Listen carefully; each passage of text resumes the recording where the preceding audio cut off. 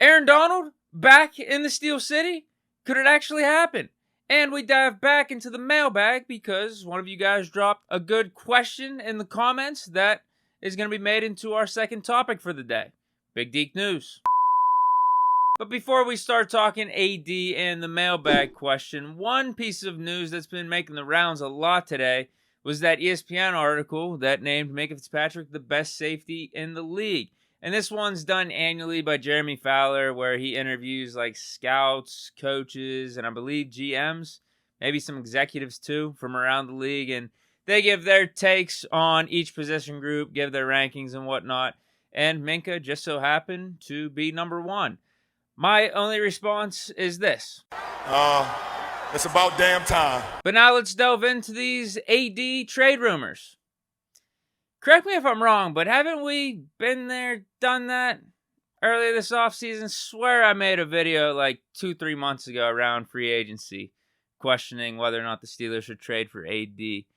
And at that point, I can't remember. I think my stance was like, yeah, I'm for it. If you got a chance to bring in AD, why not? But there were downsides because his contract is a monstrosity. And I think we had better cap space then than what we do now. Because since then, we signed free agents, we had a draft, and our roster is set. So I don't know why these trade rumors are being brought up now. I think it's even more far-fetched than what it was then. I guess the one way that this could actually be legitimate is down the line, middle of the season. And there's going to have to be like 2 or 3 things that happen. One, I feel like our defensive line is going to have to be struggling. And I don't really see that happening. Cam Hayward, Keanu Benton, DeMarvin Leal, and Larry Ogunjobi. I think our D-line is going to be pretty damn good. That's one case.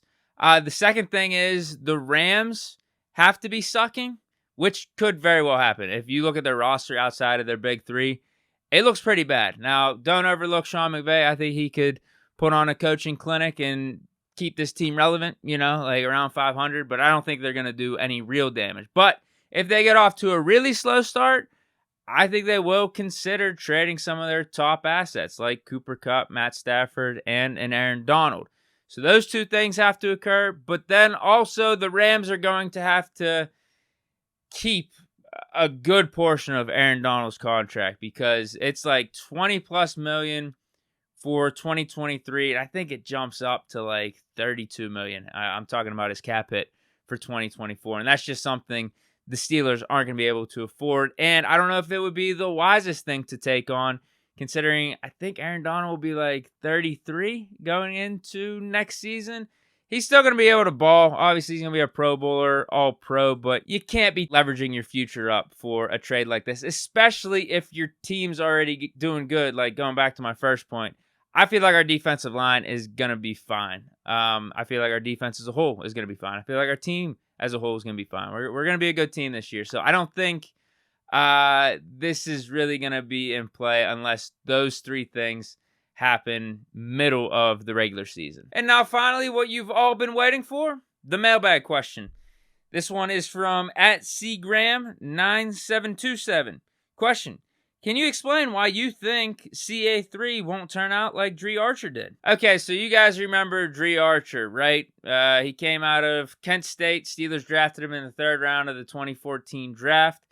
Known for being an absolute blazer. I think he has a top 540 combine time in the history of the combine. It's like a 4.25 or 4.26, something ridiculous like that.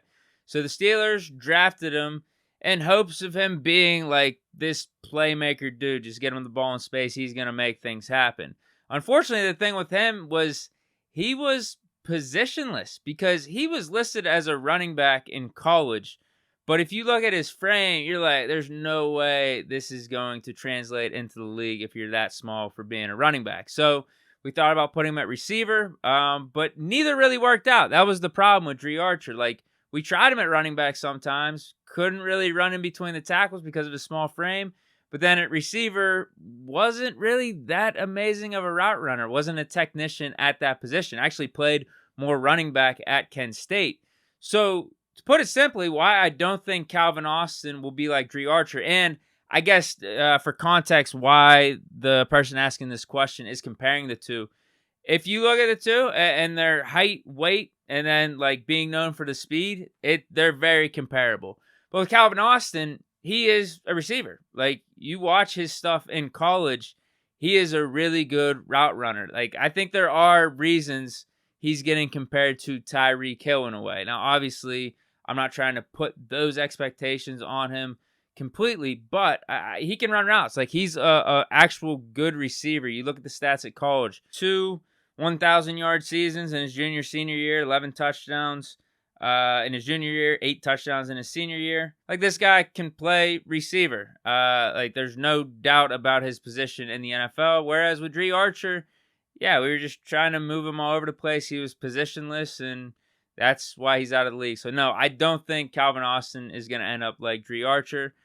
I'm thinking more like Tyreek Hill light. Like, I'm not expecting a Hall of Fame career, but we get some of that dynamic playmaking. You throw him some screens, he can make defenders miss. Also, just put him on a vertical, take the top off the defense. Obviously, in the Matt Canada system, throw some jet sweeps his way.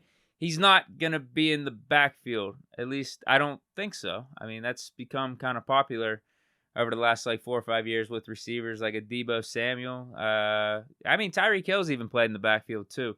So I guess you can't rule it out. But I think you get what I'm saying. Like, I think Calvin Austin is going to have a career in the NFL. Now, I don't know exactly what his ceiling is, but I think the prototype or the mold is Tyreek Hill. Can we get some version of that? To what degree, I don't know. But yeah, I think Calvin Austin will be fine. He's not going to flame out like Dre Archer. But let me know down in the comments what you think about the Dre Archer, Calvin Austin comparisons. Also, with Minkah Fitzpatrick, I'm just trying to think about stuff I talked about today. Minkah Fitzpatrick being named the best safety in the league. We already knew that. And then the Aaron Donald trade rumors. I don't think there's any validity to them, but do you think it could actually happen as time goes on and we see how the regular season plays out? But that's it for Big Deke News on a Wednesday. Stay chilling and peace.